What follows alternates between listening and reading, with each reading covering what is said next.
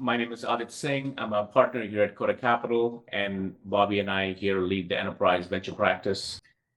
We've reached a point now in 2023 where, as a firm, we believe that the first innovation cycle, the first 15 years of SaaS, the way we know it, is pretty much done. There's nothing more left to do in SaaS that is on your traditional laptop computer or your desktop computer. Every business problem, there is something to be solved. And the next wave of SaaS is going from your desktop computer to computers in the real world, computers that don't have a screen and a keyboard, but they are still computers because they have very powerful cameras, memory, storage, network, all of that built in. But the form factor is something very application specific, whether it could be a QA robot, it could be a camera, it could be your wireless access point, it could be an ultrasound, it could be a satellite, but these are all computers that are doing something application specific that are not just collecting a bunch of data, but they're also actuating something. As sometimes they're taking the data, processing it, doing something useful with it, making a local decision on it. And then the next big thing on this category of products is what we call hard SaaS, where there's a local decision-making loop on that computer at the edge, and there's a collective wisdom which is in the cloud, and the whole thing works as one system, just like your autonomous car, where the car is making a decision as it's driving around, but every car is getting collectively smarter over time as the cloud brain evolves. That is going to be the architecture of a lot of enterprise systems going forward. Two poster child companies in Cota's portfolio today that fall in the hard SaaS paradigm are Rhombus and Ramen.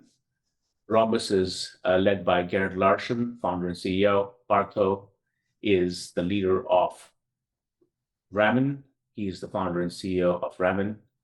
And the purpose of this session is to have a conversation, a deeper conversation about where the future of hard SaaS is going and how two companies in Cota's portfolio are actually applying hard SaaS principles to customer use cases. So this is the broad paradigm, and we as a firm strongly believe that there will be thousands of companies getting created for all this, for all kinds of use cases. And they will have compute, network, storage, GPUs, complicated wireless radios, even robotics, even arms, if needed, to do things at the very edge. And with all this AI coming to bear, with the cost of AI coming down, the economics of offering this to mass market couldn't be better than ever before. So with that, I'll ask a few questions of my audience here. My first question will go to Garrett. So all this wouldn't have been possible without computers having lots of capability. Your traditional desktop computers now are almost very, very as powerful as servers of 5 years ago. For complicated things to happen at the edge, these edge computers also have to be very, very powerful.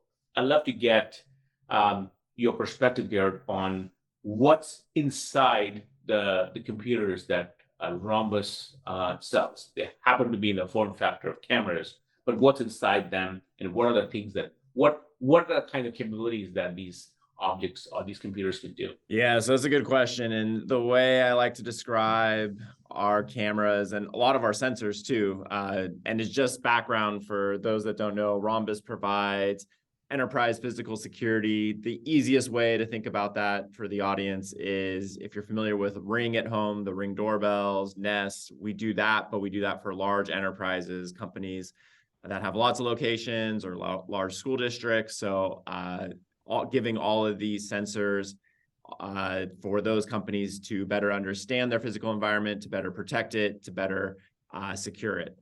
So with that said, we do have cloud-based or cloud-enabled security cameras or cloud-enabled cameras. And we started the company almost 7 years ago. And those first cameras, they were powerful, but usually they were a single core CPU. They could do some onboard processing, like they could detect if it's a person, they could detect a vehicle, but a lot of that would have to be, there'd have to be a hybrid approach where you'd have to send a lot of the video analytics to the cloud, where the cloud would help out the camera. Over the last 5-6 years, we've really seen a lot of advances here, and those cameras, the cameras that we ship today, are, as I describe them, as mini computers. They come with 4-core CPUs. They come with over 1 terabyte of storage in a lot of cases to store anywhere between 30 to 180 days of camera footage, 24/7 camera footage, gigabytes of RAM to do all this processing. And so they're really high powered. They can do a lot of things today. They can do, as I mentioned, kind of in the early days, human detection, vehicle recognition. But today they can actually run advanced AI models. They can do things like color detection. Is Adit wearing a black sweater? Is Partho wearing a blue shirt? They can do things like make and model of a car. So they can actually run a lot more on them. And we're getting a lot more advanced what we can run. It's also very advantageous because you can think about it is if you are doing that processing on the edge, you're saving the round trip time of trying to upload that video to the cloud, doing the analysis in the cloud. That gets expensive. People have probably heard about this, like the things that you're reading about today with OpenAI, that can be very expensive in the cloud and can actually, we can get into this later, can really eat into the margins of a company. So we can save all that round trip time. We can do all that on the cameras, and they're getting more advanced over time. Things that we're looking at in the future is like color night vision and the ability to actually use AI to imply color on what is typically what you see at night is a black and white video footage. So there's a lot that you can start doing with all the additional horsepower of these cameras and sensors. I should also bring this out to beyond just cameras, but also a bunch of the sensors we do. We have sensors for like audio, for environmental, and we're using AI models on those as well. Just again, you're getting a lot more horsepower on these things, so on these devices, so you can do a lot more at the edge, which is very advantageous. Thank you, Garrett. Partho, would love to hear, and if you could tell the audience what Ramen does, and then talk about the capabilities of the hardware that Ramen leverages to deliver its network as a service. Absolutely. Thanks, Adit. So Ramen provides what we call a secure network as a service for the uncarpeted enterprise. So when I say uncarpeted enterprise, is referring to warehouses, shipyards, factory floors, outdoor work areas, mines, farms, and so on. And our unique technology has been in demonstrating that we can provide extremely high service availability, which is necessary for the mission critical use cases that Adit was talking about, kind of where you have sensors and controllers coupled up with like an AI brain in the cloud, but also doing so at a total cost of ownership, which is substantially lower than anything that's available today. And most importantly, building in protection, by techniques like zero trust network access against cyber attacks. Now, in terms of the question around hardware capabilities, in our world, there's kind of been a similar progression to what Garrett talked about in terms of obviously, kind of more computation power, more digital signal processing power, advanced algorithms like distributed MIMO, et cetera, et cetera. But I think what's been more remarkable is that because of what's happened in the standards, these platforms have become more and more standardized. And so using a combination of hardware platforms and software, I'll call it cloud software, it doesn't necessarily have to run on the public cloud. It could run just as well on edge platforms, but it's built around microservices, built around the same cloud principles. So using the combination of these very powerful hardware platforms, but which do fairly cookie cutter things, and the combination of very innovative cloud software, you can build these very remarkable systems that can provide connectivity, secure connectivity in environments where it was simply not possible before. One of our deployments has been in an area which is up in the Rocky Mountains, covering 1,000 acres. And these kinds of technologies have enabled these large-scale deployments. And then finally, Adit, one other thing that I wanted to point to, not so much in terms of hardware breakthroughs, but I would say like a regulatory kind of mindset shift that's happened around the world. Wi-Fi has been this runaway success around the world. And, kind of around the world, everybody understands that that has happened because of unlicensed spectrum. So governments around the world are rushing to kind of essentially extend that model, provide more free spectrum, or at least like, spectrum that can be shared and used without it necessarily being granted to service providers. Here in the US, there's a band called the CBRS band, which has been opened up by the FCC about 2 years ago. And we think it's going to be very successful. Similar frequency bands exist around the world, and we see that powering a lot of innovation in our world as well, in concert with the relatively cheap and commoditized but very powerful hardware platforms that are available today. Excellent, excellent, excellent. So this is very helpful because that's the foundation to all the entire everything that we're talking about. Without all this low cost capability, great experiences that you and I know of would not be able to be would not be possible. My next question is for Partho. So, Partho, could you tell me what are some of the use cases, the more interesting use cases that customers are seeing with Ramen, and in particular around cameras, because for the most part, the bandwidth requirements of video are extremely high, and especially in the outdoor space where people are not using video just for looking, but also for doing things. So the accuracy of that video also has to be very clear. Yeah, absolutely. So, I'll start with a couple of like easy ones. I mean, Garrett saw those like coming 10 years ago, but we just see that again and again. So it's kind of table stakes now. A lot of requests for surveillance cameras on airport perimeters, just to detect if there's people coming over the walls, or, even objects being kind of, chucked over the airport perimeter walls. K through 12 parking lots, large university campuses, golf courses. So essentially, the ability to be able to, with surveillance cameras, cover kind of a much wider swath of area. And this is often, I mean, just to kind of give you a sense of order of magnitude, the nearest building may be half a mile away, a mile away. Many of these are in areas where there's no power. And so along with the camera, you need to have solar panels and batteries as a part of the solution. But, kind of going from that to, people starting to think of like more innovative use cases and stitching different things together. Right now, we are seeing a lot of requests for use cases that combine drones and cameras. So, here's kind of a use case. We have a large university that we've been doing some work with, and they fly an autonomous drone around the campus. And this is like a large campus, a few thousand acres. And what they use the drone to do is take film, if I could use that word, take images of people and traffic around the campus, so that, for example, when they have their football games on Saturday, they can decide how best to direct traffic, where to send buses, how to steer people, and so forth.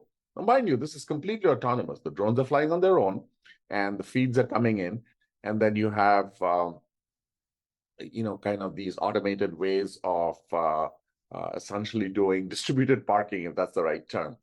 We see a lot of smart city projects, in Las Vegas. The city is doing some very innovative things. Some of it is, surveillance cameras for high crime areas, but beyond that, with the infrastructure that they've put in place, with essentially cameras mounted pretty much anywhere where there's a traffic light, there's some very clever kind of use cases that they are building. Now, in our uncorporated enterprise environment, there's other kind of, more, I would describe it as, you know, mission-specific use cases. For example, monitoring holding tanks, holding tanks that have hazardous waste in them. Historically, in some of them, you had to have a worker go out to that area, climb up the side of the holding tank, essentially peer over the edge, make a measurement, and then climb back down. And obviously, that's highly undesirable. And a lot of companies are, kind of moving over to a flow where they either have a drone or a fixed camera that's monitoring the holding levels and then reporting them back. So these are some of the use cases that you see, and it kind of spans from like simple basic stuff, surveillance cameras, but like on industrial scale, to some of these more kind of interesting newer use cases. Yeah, and I'd like to expand on what Partho's saying, is that it's kind of amazing what you're seeing out in the world with ubiquitous internets, as Ramen is doing with with Wi-Fi. As you start getting that out there, and like you can even also look at like Starlink, and you get that out there with these sensors. Like you brought up the example of someone like peering into a tank. And like these were all manual jobs out there, but like you hear about these trends of like, hey, you can't get enough workers out. You can't hire enough workers to do all these different jobs. And I think there's definitely a trend going on now where you can get ubiquitous internet out there. You can cover large spaces that you couldn't before. And you can start getting this other hardware out there, whether it's like the cameras or the drones or these other things, to start actually like looking at the world and interpreting it as a human might, and might do additional measurements on it. And I think this is what's really fascinating. So like you could look at other examples of, how do you monitor for wildfires better? And you get this internet out there, and you like have cameras that can detect things. You can have sensors out there. You have, construction sites like for safety. We have some interesting ones going, like where they're doing underground mining in South America, and they're trying to monitor the sites. Like there's all these interesting use cases. And I think this is what the world doesn't necessarily see, but you can kind of feel is coming, is that you can start getting these cameras and these sensors in all different types of the world, start interpreting the world. And I think you're going to have this explosion of all these sensors. And I think this was like coming or they said that this was coming years ago, but I think we're actually there, especially with all the advances in computer vision. And you can start doing so much more as you get all this internet out there, ubiquitous, and you get all the cameras and the sensors. And it's really an exciting time of what's going on. And I know as Cota, you guys can see it, but as you start combining these technologies, and you can really start overlaying all these sensors and internet across places you would just never have thought about before, it's really interesting and fascinating. Thank you, Garrett.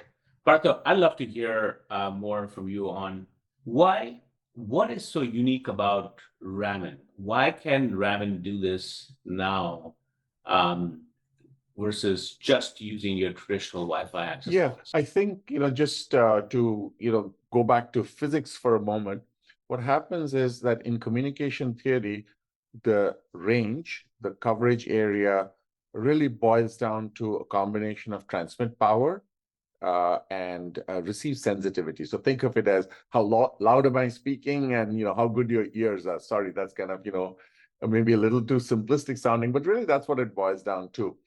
And between Wi-Fi and other wireless technologies, Wi-Fi has been optimized for coverage in relatively small areas indoors, and it works extremely well. I mean, there are 40 billion Wi-Fi endpoints out there, and trust me, a lot of us, myself included, were kind of involved with it from the seminal days. But the crucial thing is that going back to the use cases that Garrett spoke about, you want to detect a forest fire. You need to cover an area the size of Yosemite National Park, and you need to do it extremely cost effectively. Mind you, there's barely any cellular coverage in Yosemite. Anytime you kind of go there and go away from like the main roads, there's zero coverage. So 95% of Yosemite is uncovered. So now if you need to cover a really large area, essentially what you need is wireless technology that can allow you to cover those massive distances, but to do it in a very cost-effective way, not just in terms of the cost of the equipment. That's kind of, I would say, a smaller part of it, but also in terms of the operational elements. When you deploy something, it has to continue to work and work and work and work for like, months and years. And how do you do that without requiring humans? How do you do it in a completely automated way? This is the core of Ramen's technology. So if you think about kind of self-driving cars that drive themselves, you don't need drivers, right? In much the same way, we're building technology which can be used to build these.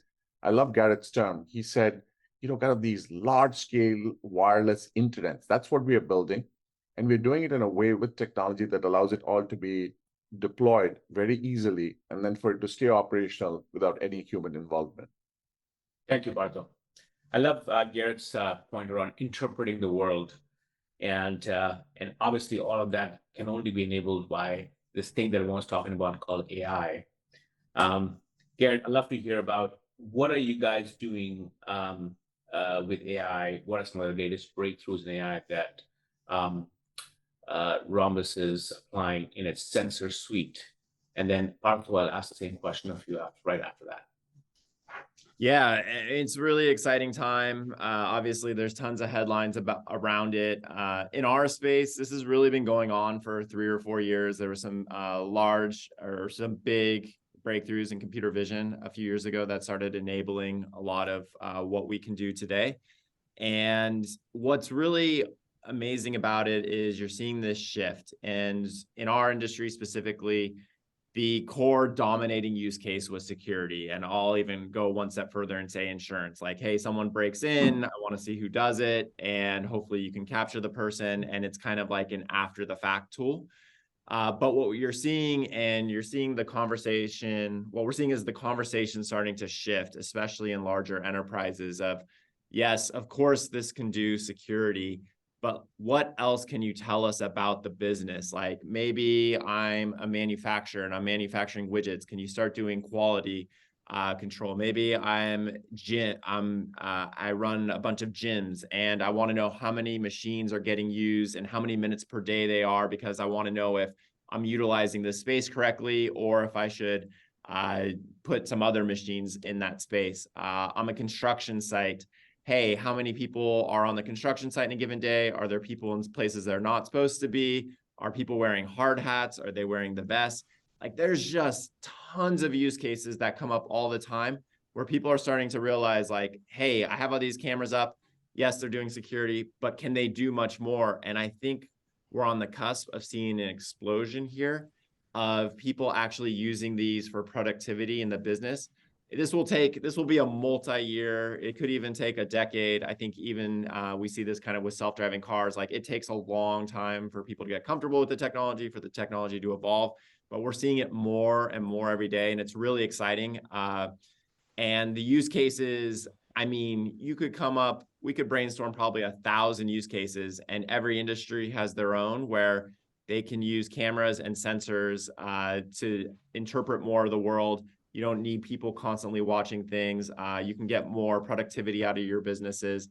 The same also applies to sensors. We're doing this, say, with audio, being able to tell like, hey, is there a fight going on? Is someone in need of help?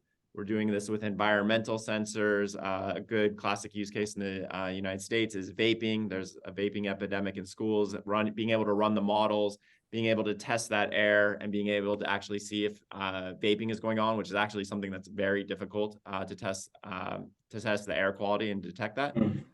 So there's all these just very interesting things going on right now. And as you said at the beginning, Audit, like you have to deploy hardware in order to make this stuff happen. This can't be just a software only solution. So there is a little bit of upfront infrastructure that has to go on and be deployed in order for any of this to happen. But yeah, there's a lot of cutting edge stuff going on right now. And even further, one last thing is just, I think there's another iteration, which is like powered by the LLMs now, which you'll see over a few years, is actually being able to query and being able to ask questions about it. Like, hey, are there any obstructions in front of the construction site, or did the delivery truck arrive? And I think you're going to start seeing those over the next 3 or 5 years, where you can use natural language to actually query what's going on in the footage. Wow, that's amazing, amazing, amazing. Yeah, one thing I'll say, this um, last I checked, all software runs on hardware, and the biggest, It's the dirty little secret that no one right, knows. and the biggest companies in the world in IT are still companies that make some sort of hardware in the stack. Apple, Nvidia, the trillion-dollar Tesla. companies are all have a software hardware story, right? Nvidia is CUDA and its GPUs. Apple with its entire OS and its phones, and we think even the company that I worked at, Enphase, it's a large microinverter company, has a cloud brain microinverters running behind a solar panel. These companies are larger than any software company you and I know. And that's what really happens. And it's very hard to churn on these things because once you're in forever. So Partho, the same question for you. Yeah, so I think, before I talk about kind of Ramen and what we are doing with respect to kind of like, supporting innovative AI use cases and so on. Just one more use case. I mean, I'm with Garrett. I think we can, sit here and talk of thousands of use cases. But there's one that we've run into recently, which is quite interesting, and it's kind of a little different than your usual, kind of surveillance camera stuff, and but it involves very much the same use case with cameras. And this has to do with athletics and sporting events. And, what we see happening in a lot of, kind of mid-tier universities and high schools is that you have some very innovative solutions that are beginning to come out that allow you to, using cameras and AI, do broadcasting of athletic events. On Saturday evening, I watched a 2-hour soccer game. I used to be a soccer coach when my son was in high school, and I watched a 2-hour soccer game. It was broadcast entirely using a combination of cameras and AI. There was not a single human being in there. They were showing action replays. They were following the ball. If I hadn't told you that it was being filmed by not an ESPN crew or a CBS crew, you probably wouldn't have known. I mean, you could guess because they were showing the views only from one side of the ground or behind. So you could just guess from the camera angles. It wasn't quite, it didn't have the spider cam, but everything was automated. And if you take this idea, and this was for a soccer game at Denver University, and they were playing a visiting team. You take this idea and you kind of, expand it out, times 1,000, right? Just think of the expansion that's going to happen in terms of, it's like long tail of content, right? You want to watch your kid play soccer. You don't even want to watch necessarily the team and how they are doing. You just want to see how your kid is doing all the time. And you can, kind of imagine the application of this for coaching, personalized coaching, et cetera, et cetera. So there's some, really transformational stuff that's happening. But sort of, flipping back to Ramen and what we are doing, look, I completely agree with what Garrett said earlier about access is always a bottleneck. No matter how, what breakthroughs you have, every 10 years, we kind of increase speeds by a factor of 10. But the sensors are generating 1,000 times the data. So you have to process data at the edge, right? And so the true edge. Yeah, at the true edge, right where the sensor is, right by it, right? Yeah. If you look at the world that Garrett and I live in, there's kind of 2 ways to do it, and one of them is essentially you build in like the smarts into a device itself, like Rhombus has done with cameras, and we're kind of partnering up with Rhombus and trying to essentially expose some of these innovative use cases. But there's a second kind of architectural path that we are pursuing purely in an experimental sense, where essentially what you do is you take kind of raw video feeds coming off of a camera, and right by the camera, as close as possible, using a combination of a server and GPUs, you're able to process that content. again, it's on the edge. It's, as you said, Adit, it's like right at the edge, just about, where the content is being generated. And we are doing it from the perspective of allowing for experimentation, allowing for someone, either an ISV or, even like a college kid that wants to write an innovative app, to be able to take this video feed and then kind of, build useful services on top of it. For example, here's one, right? Most of you are familiar with this idea that you drive into a parking lot and there's like an LCD display that's showing you how many spaces are open. So, figuring out open parking spaces is kind of a solved problem. But there are companies that are essentially marrying that with autonomous trucks. And so essentially what happens is that the autonomous truck uses this information about kind of what are the open parking spaces to go park the truck. I mean, if you think about like all those 18-wheelers which are like, crawling and trying to get into a space and how much time gets wasted, this is an incredible, kind of breakthrough in terms of efficiency for parking these giant trucks. So there's kind of, a use case that we are working on with a couple of partners. So in the case of Ramen, what we are trying to do is just make sure that we support a model in which if you have sensors, if you have cameras, which are generating feeds, and as the feeds come in over, kind of the wireless link onto the network, we are able to make that content available so it can be processed right there. And, kind of all of the necessary AI specific actions or inference can be done there. And we're working with kind of a range of partners to go explore these models. Excellent. My next topic is also equally important as AI, is security. We hear a lot of hacks these days. It's all over the place, and people are pretty paranoid, or getting more paranoid about all the what all the processing AI can do with all the sensors that Ramen and Rhombus are processing. Garrett, could you help me help understand how does Rhombus think about security of all the content that it's collecting? And Partho, same for you as well. What is the architectural innovations that companies like you are delivering to make sure that your customers' data is ultra secure and ultra private and never interfered with and never tampered with? Yeah, this is a topic I could go on for days and days. Just for some background for the audience, I come from a cybersecurity background. My previous company wasn't cybersecurity. We were doing mobile and network security. So when we started Rhombus, one of the core tenets was that we wanted to make an ultra secure system. For those that don't know, IoT devices, specifically cameras, are some of the most hacked devices on the internet. They have generally some of the most vulnerabilities just because of the architecture of how they were previously architected in traditional systems. Traditionally, those cameras were open to the internet. They had open ports.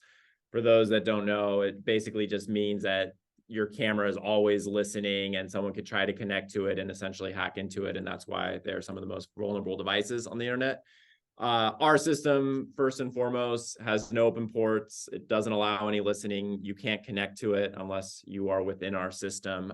So they're not generally open to the internet. So they're closed off, which inherently makes it a lot more secure. And then I can really go into the weeds, so people will have to give me the hook and stop. But we start with AES 256 encryption on the camera. We encrypt everything on the camera that way. We go even a step further. For those that know, we have rotating keys so that even if someone gets physical access to the cameras, it's nearly impossible to break that encryption. Coming from cybersecurity, I never like to say anything is 100%. So that makes it very difficult on the camera. And then, of course, everything from the camera to our servers, all AES 256 encrypted. Anything at rest is encrypted there. We go to extra lengths to make sure that only the customer has access to their data. There are no like what you call God modes or anything like that where anyone can get access to the data internally. So we go above and beyond in this area. We're constantly looking for more ways to make sure that the system's secure. We go through regular third-party security audits to make sure that we have third parties looking at it, because it's not just enough if you're looking at it yourself. You need to eventually start getting other parties to look at it and constantly test the system. Again, I can go on and on about this, but this is something that we're constantly looking at. I think with any IoT edge devices, this is something you always have to be paranoid about, because you do host a lot of data and you have a lot of, I'll call it, infrastructure out there. And so you got to go to a lot of pains to make sure that that infrastructure is secure when it's not, I'll call it, say, within your data center. Partho? Yeah, much like Rhombus, you can kind of look at how we address security at two levels. One is we are providing a service. It is extremely important that the service that we provide be absolutely bulletproof, because of the physical environments in which we are deploying. If you have a SCADA system get attacked, the consequences of that are horrendous. And, there are, as an ever-increasing number of ransomware and cyber attacks. So in terms of protecting our own systems, we follow best practices. And like Garrett said, we can kind of go through a chapter and verse on that. But, we do all the usual things. We, use pen testing methods. We kind of, attack our own systems. We attack our own systems regularly, and we give the audit reports, not just to our own security teams, but to the CISO at our customers, et cetera, right? So we kind of believe in, the more visibility you have, the better. So that's as far as our own systems are concerned. But in terms of the content that's flowing over the system, that's, very important to secure as well. So just like, Garrett talked about kind of AES encryption of their of the content of the camera, much the same way for any wireless system. The encryption that's done over the wireless links is state of the art. For all of our backhaul traffic, we kind of either IPsec encrypt it or use other methods which all rely on very robust encryption algorithms. The second thing that we do, and this goes back to what Garrett was saying about historically, the endpoints. We're talking of sensors. Cameras is one class of sensors. But, if I think of a sensor, I think of like a 20-cent part that's manufactured somewhere in Asia with a software stack whose provenance is, Known. very dodgy. Mm-hmm. And those are your attack vectors. I mean, that's where the attack's coming from, right? So I think that the idea of security right there, right, is very important. And then the question is, well, what does that mean exactly? Well, what you're trying to do is you're trying to make sure that if you have a device that's compromised, that doesn't have the ability to launch east-west attacks. And so we do things like microsegmentation and essentially zero trust network access. Devices are only allowed the kind of permissions that are in a way lowest common denominator. So that's kind of one part of what we do. But the second part of what we do, and this is just lessons learned over the last 10 or 15 years, attacks happen not just because of software. Attacks happen because of human beings misconfiguring things. I was at a very well-known employer. I will not name the name. And they misconfigured their firewall. And within 45 minutes, there was an attack launched from across the world, from like 12,000 miles away. 45 minutes.